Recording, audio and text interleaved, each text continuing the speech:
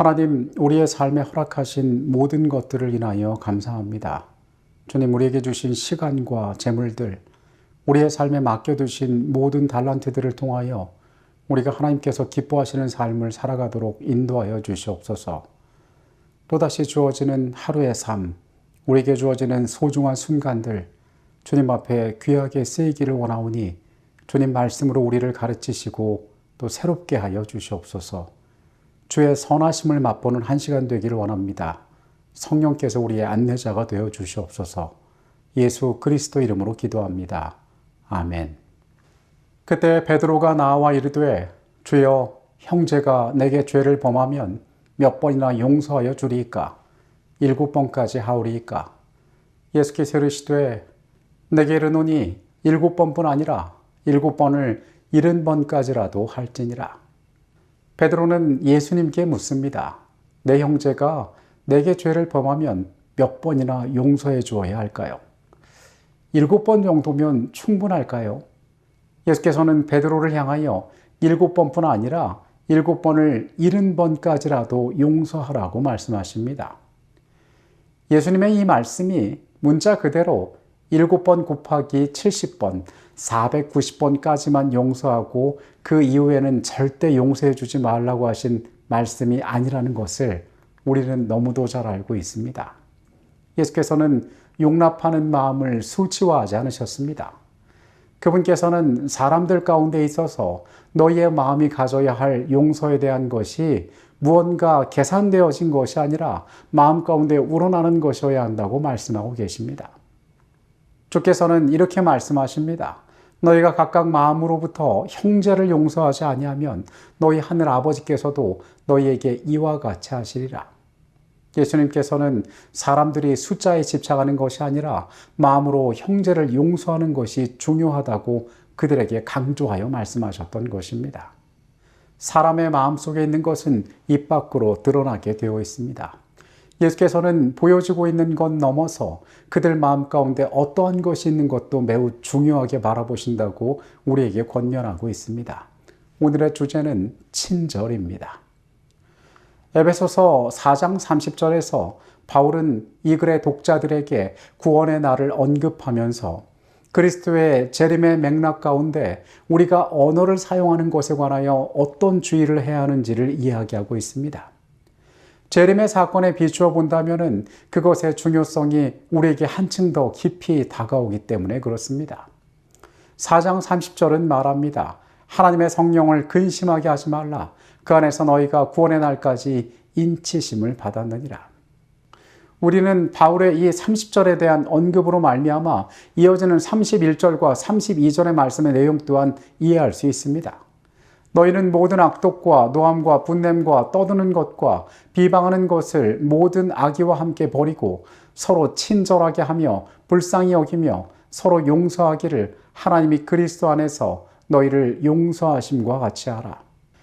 그리스도의 재림을 준비하는 자로서 우리는 과연 어떠한 말과 어떠한 태도로 행동해야 하고 무엇을 포기해야 하고 어떠한 모습들을 갖추어야 할까? 여기에 대해서 바울은 이야기하고 있는 것입니다. 우리가 하늘에 합당한 자로 준비되어야 한다라고 이야기하는 것입니다. 에베소서 4장 17절로부터 32절까지의 마지막 권면에서 바울은 부정명령, 즉 버려야 할 것들에 대한 6가지 악과 그리고 긍정명령, 친절하고 불쌍히 여기는 마음을 갖고 용서하라는 말을 여기에서 하고 있습니다. 그리고 그 이어서 거기에 대한 근거를 제시하고 있습니다. 신자들은 하나님이 그리스도 안에서 너희를 용서하심과 같이 서로 용서해야 한다라고 바울은 주장합니다. 이것이 바울이 이야기하고 있는 부정명령과 긍정명령에 이어지는 근거로서 그들에게 제시한 것입니다. 6가지 악의 목록은 포괄적이고 일반적인 용어인 모든 악독으로 시작해서 모든 악의로 끝나게 됩니다. 그리고 그 사이에 4가지가 위치하는데 노함, 분냄, 소란, 비방이 그 가운데 언급되어 있습니다. 이 중 마지막 단어인 비방은 헬라어 블레스피미아를 번역한 것으로 영어에서는 신성모독을 의미하는 것으로 한정되어 사용되지만 헬라어에서는 이를 하나님은 물론 다른 사람의 명예를 훼손하는 비방 또는 악한 말로도 사용하고 있습니다. 이 목록은 마음가짐이 분노의 말로 끌어 넘치는 것을 우리에게 보여주고 있습니다. 마음속에 담겨져 있는 악독함과 노함, 분함이 사람의 말을 통하여서 소란과 비방으로 이어진다는 것입니다. 원래 말이라는 것은 그냥 나오는 법이 없는데 그것은 그 안에 담겨져 있는 것을 세상으로 내보내는 것이기 때문에 그렇습니다. 때로 거칠고 날선 말들은 물리적인 폭력을 당하는 것보다 훨씬 더 고통스러운 경우들이 있습니다. 분노의 말을 유발하는 마음과 그것을 사용하는 수사학적 전략은 그리스도인 삶으로부터 제거되어져야 합니다. 하나님께서 우리를 평화의 사람으로 부르신다는 것은 우리의 외적인 모습만을 이야기하는 것이 아닙니다.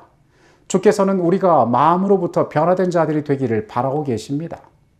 우리 안에 악한 것들을 내버린 곳에서만 그리스도인 공동체가 번영할 수 있고 교회의 연합이 이루어질 수가 있는 것입니다.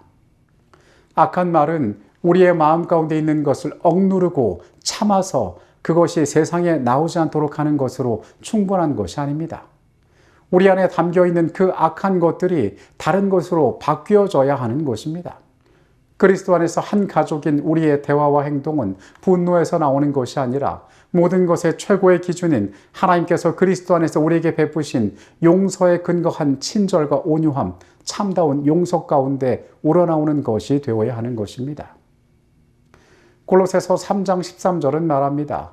누가 누구에게 불만이 있거든 서로 용납하여 피쳐 용서하되 주께서 너희를 용서하신 것 같이 너희도 그리하고. 이 말씀은 앞서 바울이 근거로 제시한 것과 동일하게 하나님이 그리스도 안에서 너희를 용서하심과 같이 해야 한다라고 우리를 권면하고 있습니다.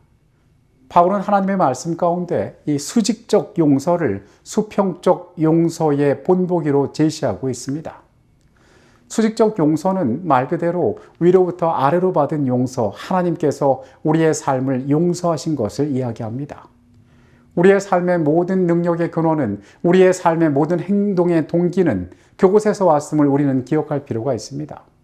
그런데 그리스도인들이 품어야 할 이 용서가 거기에서 머물러서는 안 됩니다. 우리는 수평적인 삶을 살아가는 사람과 사람과의 관계 가운데 하나님께로부터 받은 이 용서를 베풀 줄 아는 자들이 되어야 한다는 것입니다. 바울은 그 근거로서 강조하여서 주께서 너희를 용서하시지 않았냐라고 이야기하고 있습니다. 마태복음 18장에는 1만 달란트 빚진 자에 관한 비유가 나와 있습니다. 그는 해결할 수 없는 큰 빚을 주인에게 탕감받았습니다. 그러나 그는 자신에게 겨우 100데나리온 빚진 자를 가혹하게 대하였습니다. 그는 위로부터 용서를 얻었으나 그 이웃에게 용서를 베풀지 않았던 것입니다. 결국 주인은 이 악한 종에 대하여 진노하게 됩니다. 마태복음 6장 14절과 15절의 말씀입니다. 너희가 사람의 잘못을 용서하면 너희 하늘 아버지께서도 너희 잘못을 용서하시려니와 너희가 사람의 잘못을 용서하지 아니하면 너희 아버지께서도 너희 잘못을 용서하지 아니하시리라. 우리의 모든 친절의 근원은 그리스도께로 왔음을 우리는 고백해야 합니다. 우리의 인내심이 대단해서 우리의 마음이 넓어서 그렇게 하는 것이 아니라 우리가 위로부터 그러한 은혜를 미리 받았기 때문에 우리는 그렇게 행동해야 하는 것입니다. 실물교훈 85페이지의 내용입니다. 뿌려진 씨는 수확을 내고 그것은 다시 뿌려져서 수확은 점점 불어나게 된다. 이 법칙은 우리와 다른 사람들과의 관계에도 적용된다. 모든 행동과 모든 말은 열매를 맺는 씨가 된다. 모든 친절한 행동과 순종과 긋기는 다른 사람에게서 재생산되고 그들을 통해 또 다른 사람에게 뿌려진다. 이와 같이 질투와 증오와 불화 따위의 행동도 쓴 뿌리를 나게 하는 씨가 되어 그로 말미암아 많은 사람이 더럽힘을 받게 된다. 여러분, 다시 한번 우리의 삶이 가지고 있는, 우리의 말이 가지고 있는 그 중요성을 확인합니다. 그리고 우리는 얼마나 마음속 깊이 하늘의 은혜로 말미암아 감사한 자들인지를 생각해 봅니다. 여러분, 다시 한번 우리의 삶이 가지고 있는 이 땅에서의 영향력들을 생각해 봅니다. 그리고 바울이 말씀 가운데 반복하여 강조하듯이 우리가 얼마나 놀라운 것들을 하늘로부터 받았는지를 다시 한번 생각해 봅니다. 여러분, 결코 우리가 위대하기 때문이 아니라 우리가 위로부터 받은 사랑이 있기 때문에, 그분에게 받은 용서가 있기 때문에, 위로부터 받았던 놀라운 은혜가 있기 때문에 우리가 세상을 향하여 친절을 행하고 그들을 용서하며 기꺼이 그들에게 손을 내밀어 한다는 사실을 오늘 기억하게 되시기 바랍니다. 주께서 먼저 보여주신 그 친절, 우리의 삶을 통하여 세상으로 나눠주게 되는 하루의 삶이 되시기를 바라겠습니다. 아버지 하나님, 이 땅에서 나의 모습을 철저히 가리우고 내가 위로부터 받은 사랑만 기억하게 하여 주시옵소서. 주께서 나에게 어떻게 친절하셨는지, 나를 어떻게 용서하셨는지 우리가 기억하게 하여 주시옵소서. 나아가 우리의 사랑, 우리의 은혜, 우리가 받은 용서를 내 곁에 있는 자들에게 나누어주게 하여 주시옵소서.